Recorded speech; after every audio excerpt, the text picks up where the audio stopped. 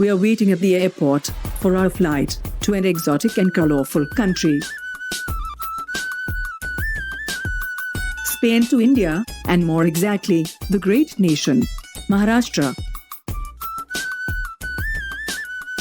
After a 15 hours flight, we finally land.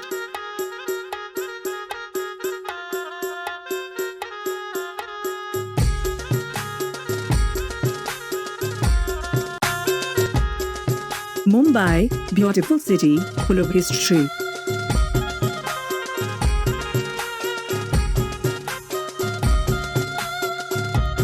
It was part of the territory of a sultan, then Portuguese, English, and finally Indian in 1947.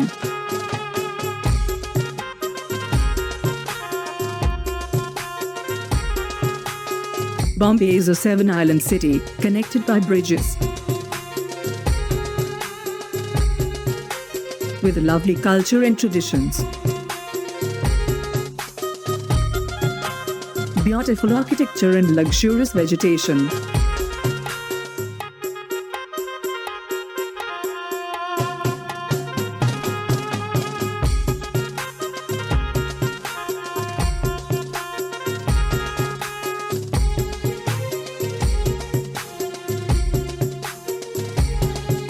Not forgetting about the national sport, the cricket.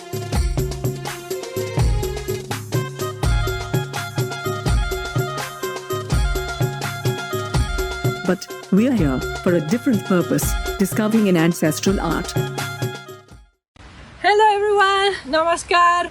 I'm going to introduce myself. I'm Chani, and for the people who don't know me, I'm going to tell you I've been dancing all my life. And 10 years back, I fell in love with this beautiful style that is called Lavani. I had the luck in 2016 to dance for a TV show called Dolkisha Talavar in Mumbai, where I performed Lavani with the best performers and actors. And now I decided to do this documentary to show all over the world the beautiful art and culture that is Lavani and Tamasha. So you're going to enjoy and follow me. Ready?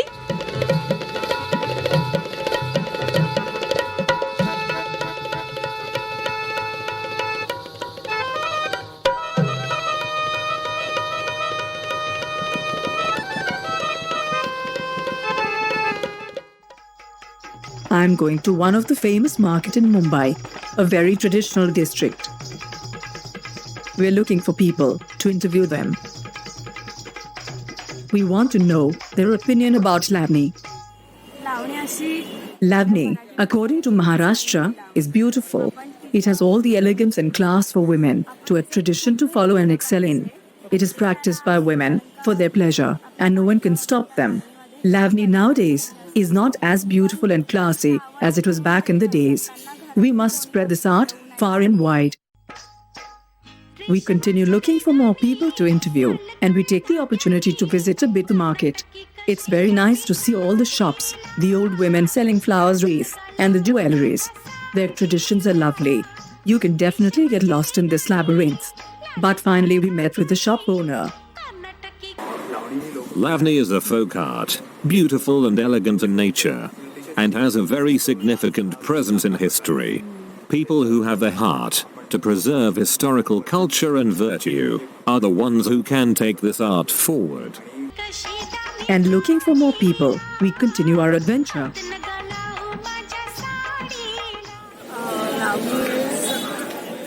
Lavani is a traditional form of dance and has its own legacy. It is carried for generations. It comes from the time of kings and queens. Though, into this time it has been made vulgar, and the expression of the cultural dance form has been shown to be cheap, as the girls of today can't bring the innocence to the art.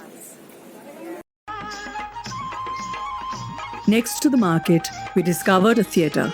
It is one of the famous places for Tamasha and Lavani. By coincidence, we could meet a play producer that told us a bit more about it. Lavani and Tamasha are not very far from my heart, as I am a theatre producer. and I have done plays with this form of dance. It is a beautiful form of dance. Enacting feelings, words and expressions. It is a beautiful art coming down from the pages of history. It is a kind of offering to the Almighty. People watch and enjoy, and it is not vulgar at all, as this has been claimed by people who are less educated about it. It is a dance form with a long legacy, and cannot be told in a short interview like this.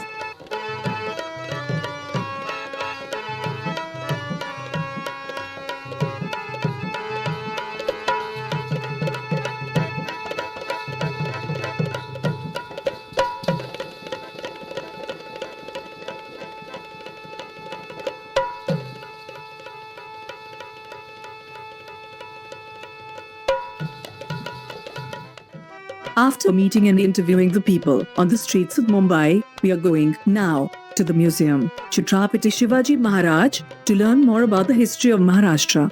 Then we will meet an author and a historian to know the origin and evolution of the art of Lavani. We started investigating and found that the first important dynasty in this region after the fall of the Mauryan Empire were the Satavahana. Kalyan and Sopara were important cities in this time for trades with other countries. But what interests us is the artistic and cultural part of history. In the 2nd century, a king of this dynasty, called Gautamiputra, was known to organize festivals for his subjects. In the famous Nashik caves were found inscriptions about how the king organized such theatrical entertainment. Dances, songs, dramatic performances, ballad recitation, acrobatics, boxing and much more were part of the festivals, showing that Maharashtra from a very ancient time was known for its flourishing cultural tradition. Another ruler from the same dynasty, King Hala, was passionate by poetry and art. Hala collected Prakrit songs of Gatas in a book that reflected the folk life and culture of Maharashtra of early centuries. We can find many references to dancing, singing, drama and musical instruments.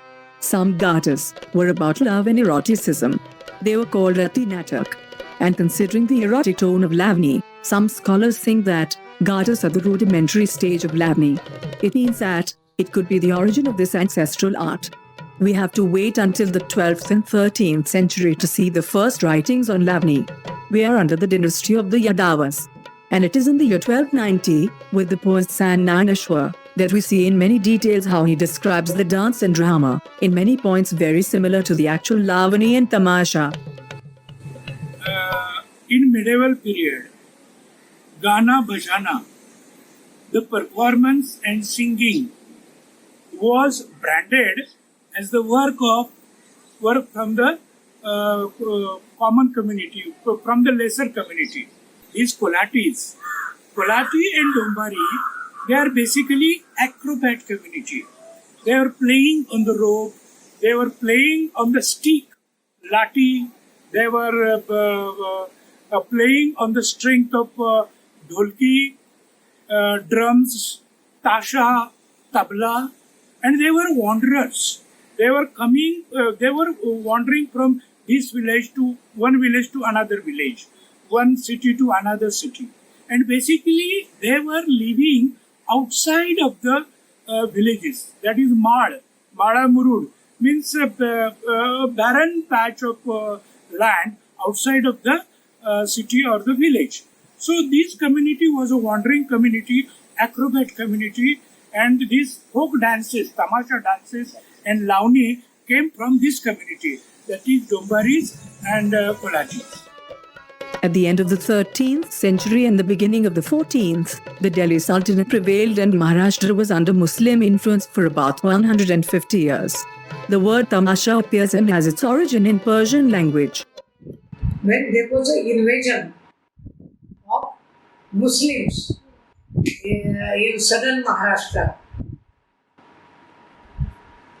that time they had a culture or tradition of Muzra. That Muzra tradition was there in North India. when they invaded the South India, that time the tradition of Muzra, they had in their mind. Muslim soldiers, and when they come to the Maharashtra, the ladies or the people from nomadic tribes, they used to entertain those people where they have camped, military camp. They used to entertain these people, soldiers, Muslim soldiers. In the 17th century, after many wars, the Marathas arrived. Incredible warriors who, thanks to their skills, managed to expel the invaders and create the Maratha Empire with Chhatrapati Shivaji Maharaj as ruler in Raigad. Lavani then begins to become more famous. In Shivaji's time, great celebrations were held for holy festivities where the gods were worshipped. For entertaining the devotees then, there were performances and dances. Shivaji's Guru Ram Das spoke a lot in his writings about entertainment through theatre and dance. Lavani is also a form of showing one's gratefulness to the gods. It talks about God and praises it, sometimes it calls the gods, or even complains to them. It has a lot to do with Lord Krishna. Over the years, the Maratha Empire prospered and reached its peak with the Peshwas in the early 18th century and lasted 1 century. They established their capital in the city of Pune. The golden age of the Lavani began. Those dances were arranged by Peshwa himself. The court of Peshwa, Bajirao II, was in Shaniwarwada of Peshwa, and there was famous one Ganesh Mahal. That Mahal was recognized as the palace of color, that is Ranga Mahal, and Lavani songs were arranged there. So there was the support of the state, support of the Raja, and encouragement from the Raja, and many big poets and ballad writers cropped up in the same period. Therefore, naturally, that period turned into a golden period for Lavani songs and tamashas in Maharashtra. Lavani evolved through the centuries, but the oldest form that we still perform nowadays is the Baithakachi style. A seated performance, the girl is singing and her body and face express what she wants to say. One area of Lavani is Baitakichi Lavani. Baitak means to sit there, perform, not actually with dance, but on the strength of your voice. And it was very famous. It was mainly performed on the strength of Adha, that is, the strength of your voice, on the strength of your powerful face and actions, your eyes, your nose, and some gaiety, nakhre, shikwe, natak, adakari. That song was very famous as a Baitakichi Lavani. With this golden age, started appearing new Lavani styles. After the Third War against the Britishers, in 1818, the Marathas lost their empire and the art suffered a lot. It was a difficult time and artists had to reinvent themselves to get ahead. Thus, traveling theatres as we know them today were created in the mid-19th century, paying admission to watch the show. So it faded, but Lavani has always known to bounce back. So there are ups and downs in the spectrum, if you see. So there have been some ups like Peshwais, then it went down, but it never died as such. Even today it is alive. It has changed the form, but that's the speciality of any form which stays through the test of time. So Lavani is one form. I feel that it has stayed here and it has changed its form, but it is still there. The art of Lavani has undergone many changes throughout history. And now, what we want is to meet contemporary artists so they can tell us about the Lavani nowadays.